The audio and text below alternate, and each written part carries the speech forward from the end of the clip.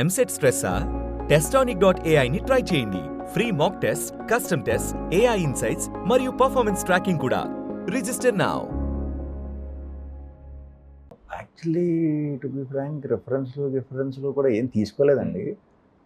ఆ సినిమా నాకు కథ చెప్పినప్పుడు నాకు అంటే ఏంటి ఇది నేను చేయగలుగుతానా, నువ్వు నమ్ముతున్నావా అంటే 100% మీరు చేస్తే ఇది చేస్తా లేకపోతే చేయను అన్నాడు. అంత కాన్ఫిడెంట్గా ఉన్నావు, నేను చేసేయగలుగుతాను. అయితే నాదో రిక్వెస్ట్, ఈ సినిమాకి ముందు నేను ట్రయల్ షూట్ చేయను.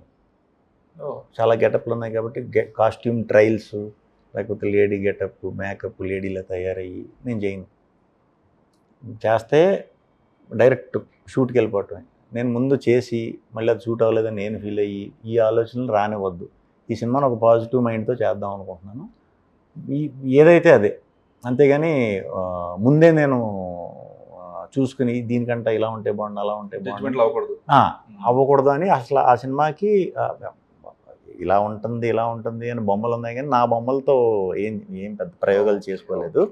మేము డైరెక్ట్ ఇప్పుడు విభూతి క్యారెక్టర్ లేడీ వేసినప్పుడు అసలు ఎలా ఉంటుందో చూసుకోవాలి కదా, లేకపోతే రివర్స్ అయితే ఎగిరిపోతాం, మొత్తం ఇదైపోతుంది.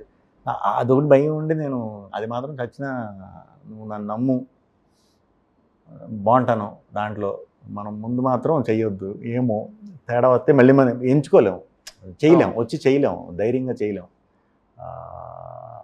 అద్దంలో కూడా చూసుకోలేదు ఆ పాత్ర చేసిన అన్నాళ్ళు వాంటెడ్లీ. ఎందుకంటే మళ్ళీ మారిపోతాను నేను అద్దంలో చూసుకుంటే, మళ్ళీ నేను గుర్తొచ్చేస్తాను కదా. కాకపోతే చూసినప్పుడు ఎక్స్ప్రెషన్స్ తెలిసిపోతాయి కదా, యాక్ట్ చేసేటప్పుడు ఆర్టిస్టులు వీళ్ళందరూ.